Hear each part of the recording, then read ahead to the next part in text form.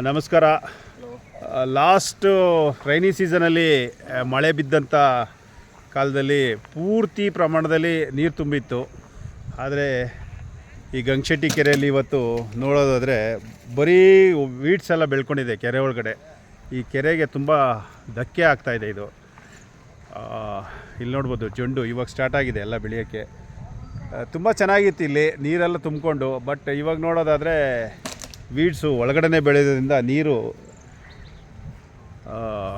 ಹೆಚ್ಚೆಚ್ಚುವಾಗಿ ಖಾಲಿ ಆಗ್ತಾಯಿದೆ.